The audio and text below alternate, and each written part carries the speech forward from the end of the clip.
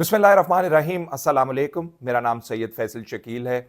Jafar express के ऊपर हमले की वीडियोस, एक वीडियो नहीं है, मेरे पास कम से कम 3 वीडियोस जो हैं वो इस वक्त आ चुकी हैं और उसमें से 2 वीडियोस जो हैं एटलीस्ट उसको उनका तो पोस्टमार्टम भी हो चुका है। एक तीसरी वीडियो है जिसके बारे में अभी बहुत सारे सवालिया निशानात मौजूद हैं कि क्या इसकी ऑथेंटिसिटी है या नहीं है। इस हवाले से आपको ब्रीफ करना है और साथ साथ जो बीएलए की तरफ से पैगाम पहुंचाया जा रहा है उसमें 48 घंटे की डेडलाइन। और आपको ये पता है कल ये वाकया जो है तकरीबन 1 बजे के करीब रिपोर्ट हुआ था। सुबह 9 बजे कोयटा रेलवे स्टेशन से जाफर एक्सप्रेस चली थी और उसके बाद रेलवे स्टेशन के ऊपर सबसे पहले ये इत्ला आई कि इसके ऊपर हमला हुआ है और ड्राइवर जिसका कहा जा रहा था कि जख्मी हुआ है इनिशियल हमले के अंदर, वो भी शहीद हो गया। और शहादतों की बहुत ज़्यादा इतलात हैं, इसके हवाले से बात करेंगे। साथ साथ जो पॉलिटिकल रिस्पॉन्स है इसके ऊपर, सियासी रिस्पॉन्स है इसके ऊपर या ऑफिशियल वर्ड है वाक़े के हवाले से, वो कहाँ है, क्यों मिसिंग है और वो क्या माने रखता है, उसके हवाले से बात करनी है। और ये किस किस्म का ऑपरेशन है जो धद्दड़ के इलाके में कहा जा रहा है, बोलान के इस वक्त हो रहा है, उसका स्टेटस क्या पॉसिबल स्टेटस है, क्योंकि जो भी रिपोर्ट्स आपको इस वक्त नज़र आ रही हैं इस तमाम तर वाक़े के हवाले से, वो या तो ज़राए के हवाले से कोट की जा रही हैं। आईएसपीआर की तरफ से अभी तक कोई मुस्तनद किस्म का बयान जो है नहीं आया है। उन्होंने भी अभी बयान देना है कि ये मामला क्या है और क्या नहीं है, जिसके अंदर एग्जैक्ट कैजुअल्टीज़ की जो कि अमवात हुई हैं या ज़ख्मी हुए हैं उनकी डिटेल्स आपको दी जाएगी। सबसे पहले मैं एड्रेस करना चाहता हूं कि इस वक्त जो सोशल मीडिया के ऊपर ख़ासतौर पर वीडियोस के हवाले से जो बहस जारी है या जो वीडियोस सर्कुलेट कर रही हैं उसकी सनद जो है या उनके मुस्तनद होने के हवाले से कोई शवाहिद मौजूद नहीं है। जो इंफॉर्मेशन दी जा रही है वो ज़्यादातर खौफ व हरास फैलाने के लिए दी जा रही है, लोगों की अटेंशन जो है डाइवर्ट करने के लिए दी जा रही है और प्रोपोगेंडा का एलिमेंट जो है, जो इंडियन मीडिया के अकाउंट्स हैं वो बहुत ज़्यादा है।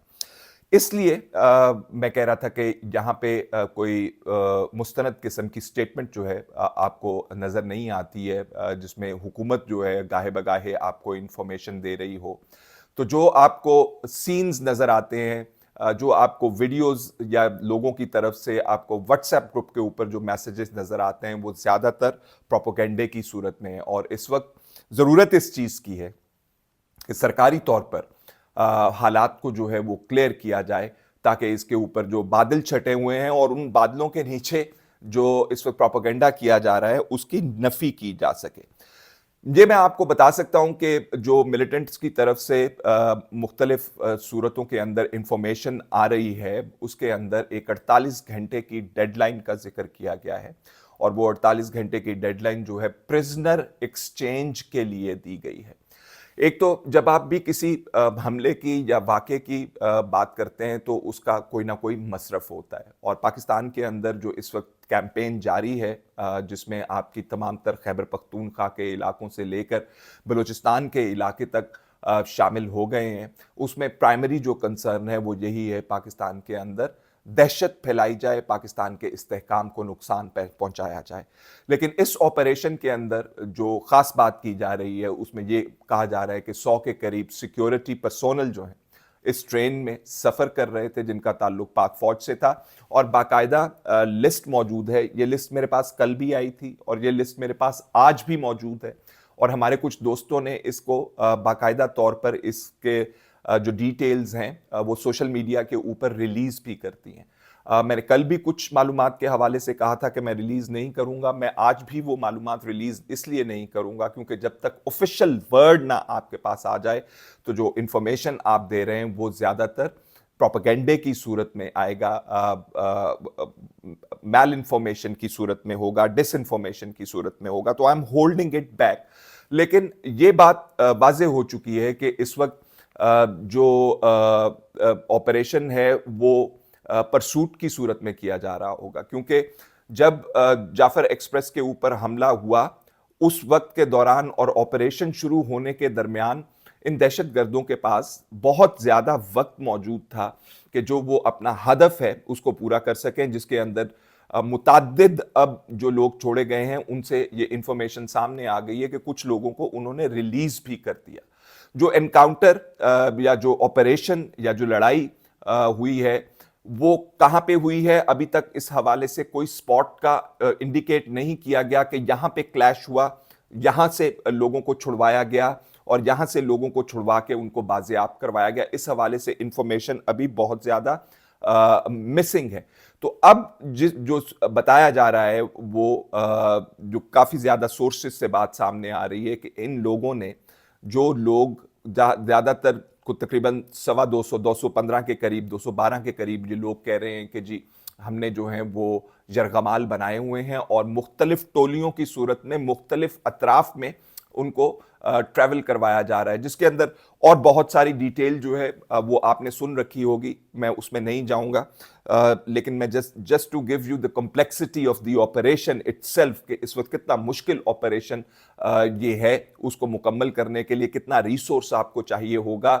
क्योंकि जब आप इन इलाकों के अंदर, जो पहाड़ी इलाके हैं उनके अंदर आप ऑपरेशन करते हैं और ऐसे लोगों का आप पीछा कर रहे हैं जिनको ये टेरेन जानी मानी है और आपकी ये टेरेन आपको इसका इतना अंदाजा नहीं है, पुरखतर होता है, जगह जगह के ऊपर एम्बुश किया जा सकता है आपको। और अगर आपको टेरेन का नहीं पता है और वो लोग जो है दूर है और ऊपर जगह के ऊपर मौजूद हैं, तो फिर आपको बहुत ज्यादा केयरफुली होकर टारगेट इन लोगों को करना पड़ता है। और जब सिविलियंस इन्वॉल्व हों या यरगमाल इसके अंदर इन्वॉल्व हों तो मामलात जो हैं और भी पेचीदा हो जाते हैं।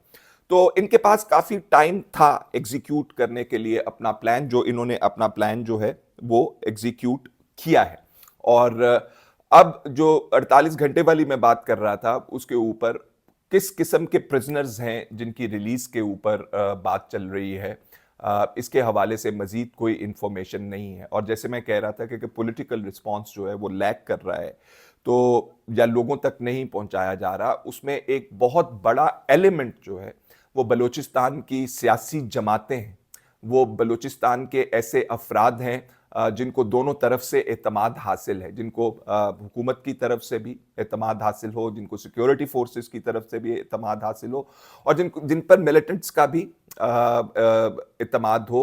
उनके जरिए क्या बातचीत हो रही है, बातचीत नहीं हो रही है, इस हवाले से भी अभी आपको कोई इंफॉर्मेशन नहीं है। और ये वाइटल पार्ट है इस ऑपरेशन। एक एलिमेंट परसूट का एलिमेंट है, एनकाउंटर का एलिमेंट है जिसमें इन लोगों को न्यूट्रलाइज करना है और बाजियाब करवाना है। और दूसरा मामला, अगर ये उन लोगों को ऐसे ठिकानों के ऊपर ले गए हैं जहां पर रसाई जो है वो बहुत मुश्किल है, तो फिर आपको थ्रू पॉलिटिकल मींस निगोशिएट करना पड़ेगा इन लोगों की जान छुड़ाने में। और यहां पे जब मैं आपको कह रहा था कि 48 घंटे की डेडलाइन दी गई है, वो बहुत ज्यादा माने रखती है।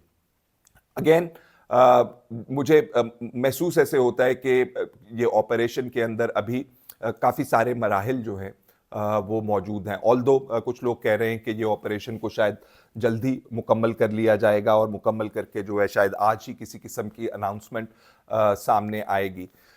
एक बात मैं ज़रूर आपको यहाँ पे कहना चाहता हूँ कि पाकिस्तान की दहशतगर्दी की तारीख में जिस तरह का APS का एक सानहा या वाक़या हुआ था, जिसने कौम के जहन के ऊपर बहुत ज़्यादा गहरे बेटर नकूश छोड़े थे, ये उस किस्म का एक वाक़या है।